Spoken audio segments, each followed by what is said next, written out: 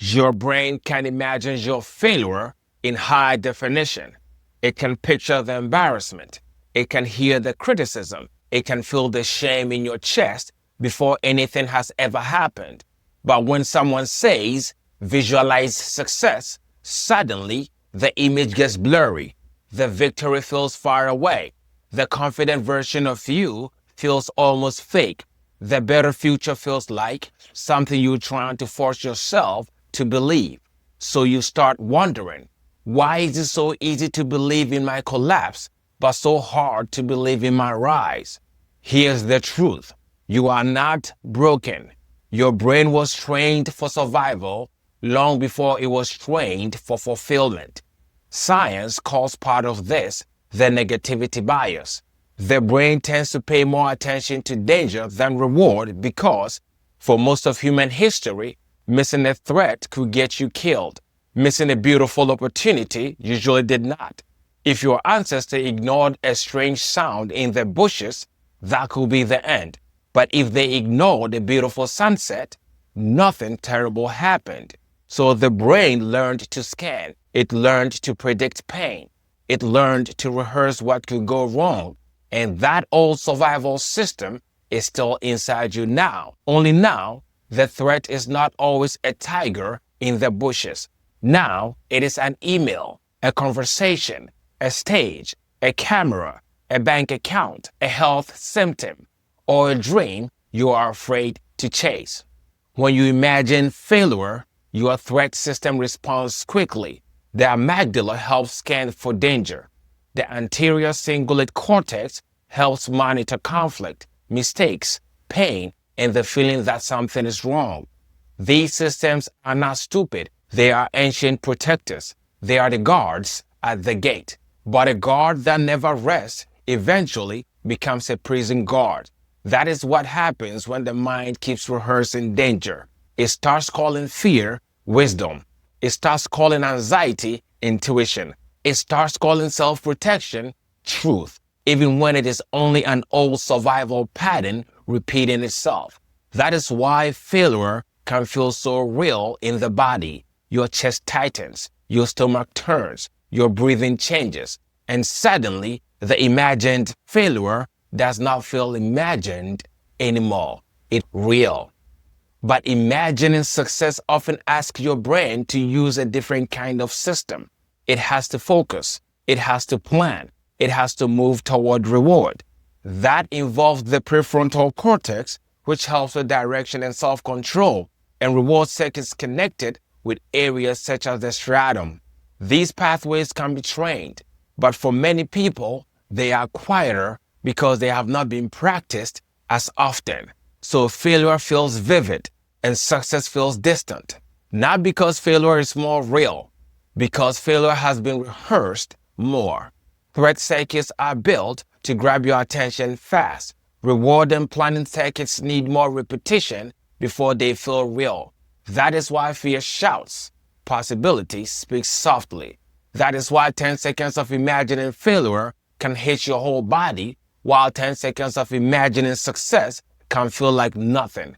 Then you say, I guess I do not believe in myself. But maybe full belief is not the first step. Maybe the first step is willingness, just enough openness to practice before you feel certain. Because the brain does not only respond to reality, it also responds to rehearsal. Whatever you rehearse, you strengthen. If every night you replay the argument, the mistake, the humiliation, or the worst case scenario, you are teaching your brain that danger is the main character.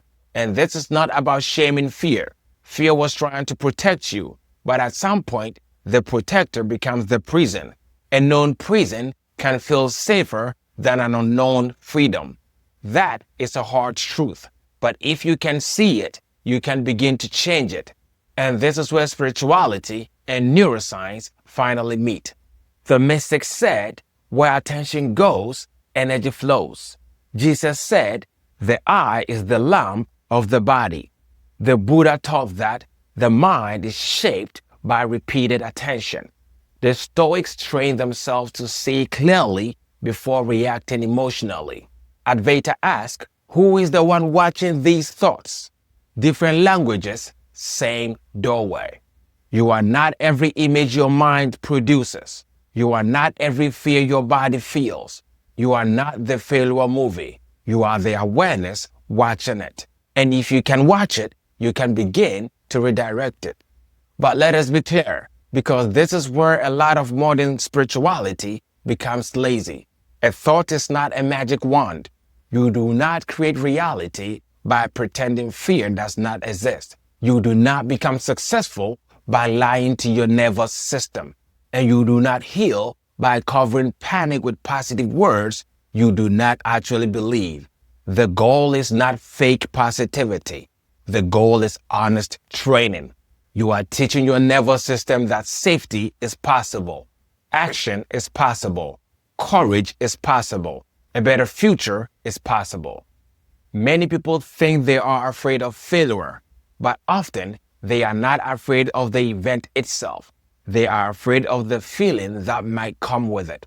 Shame, rejection, embarrassment, disappointment, being seen as not enough. That means the real prison is not always the outcome. The real prison is the emotion you believe you cannot survive. But look at your life. You have already survived emotions you once thought would destroy you. You have survived heartbreak. You have survived humiliation. You have survived uncertainty. You have survived nights when your own mind felt like an enemy. So the first spiritual truth is not be positive. The first spiritual truth is this: you are not the fear. The scared thought is weather. You are the sky.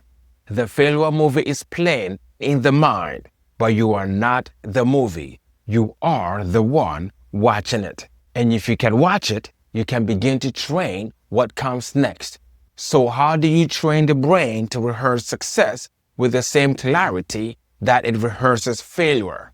First, visualize success with detail, not fantasy. Do not just say, I will win. That is too vague for the brain. Give it a real scene. Where are you? What do you hear? What does your body feel like? Are your shoulders relaxed? Is your breathing steady? What is the next small action you take? If you are preparing for a speech, do not only imagine applause. Imagine standing calmly. Imagine your feet grounded. Imagine your first sentence coming out clearly. Imagine one person in the room nodding because they understand you. If you are building a business, do not only imagine the money. Imagine sending the email. Imagine making the offer. Imagine having the hard conversation with calm strength. Imagine hearing no and not abandoning yourself. That is not delusion. That is neural training. Second, replay 3 small wins every night. Not giant wins, small wins. You made the call. You told the truth. You went for the walk. You stopped yourself from spiraling. You finished 1 paragraph. You took 1 brave step. You tried again. Most people fall asleep rehearsing regret. Try rehearsing repair. The brain needs evidence. And if you never collect evidence of growth, the mind will keep using old evidence of fear. This is not ego. This is disciplined remembrance. In serious spiritual traditions, remembrance is sacred. You remember Creator or God. You remember truth. You remember who you are beneath the noise. So before you sleep, do not let your last prayer be anxiety. Let your last rehearsal be evidence. Say, I am becoming someone who can move through fear. Third, rehearse the correct action before you perform it. If you play piano, pause and imagine your fingers moving cleanly. If you shoot basketball, imagine the arc, the release, the follow-through. If you are building a business, imagine the next brave action, not the whole empire, not the final result, just the next honest step. The body listens to images. The nervous system learns through repetition. Mental practice is not a replacement for real work, but it can support real work when it is paired with action, because spirituality is not an escape from the body. The body is where your spirit becomes visible.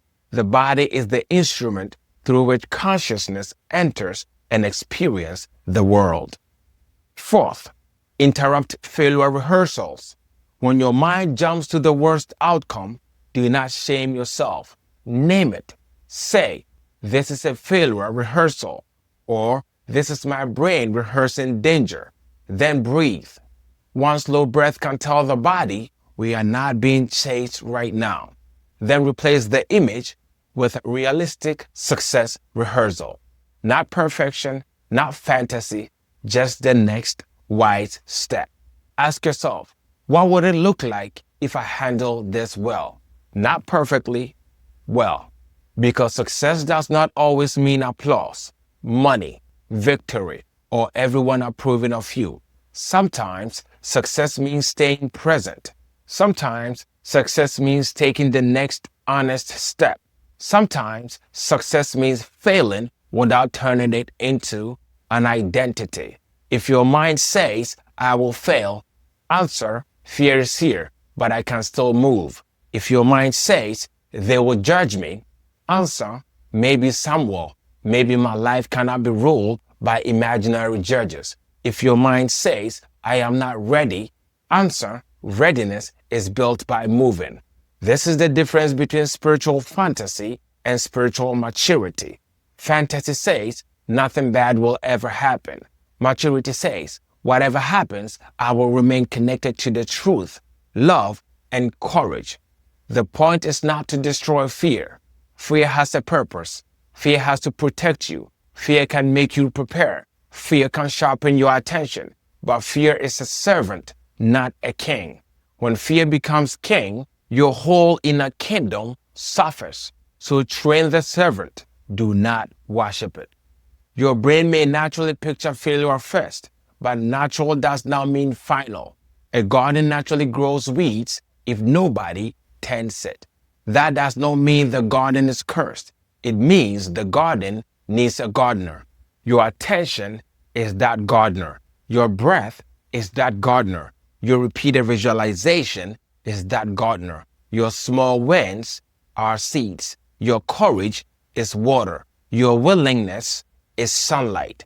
And with enough repetition, the brain that once rehearsed danger can learn to rehearse safety.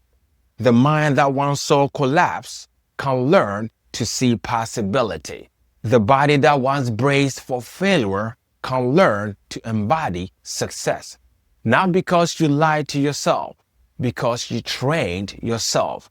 And maybe this is part of what it means to remember who you are. You are not the failure movie. You are not the panic in the chest. You are not the old prediction. You are not the familiar prison. You are the awareness watching it all. You are the creator holding the pen. So let fear speak if it must, but do not let it write your whole future. Train the mind to see danger clearly, then train it to see possibility just as clearly. That is not fantasy. That is practice. And with enough practice, success stops feeling like a distant dream. It starts feeling like a path your brain knows how to walk.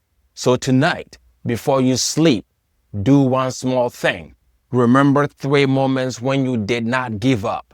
Then picture one thing you are walking toward. See it clearly. Feel your body soften around it and let your brain learn something new. Danger is not the only thing worth preparing for. Success is worth rehearsing too.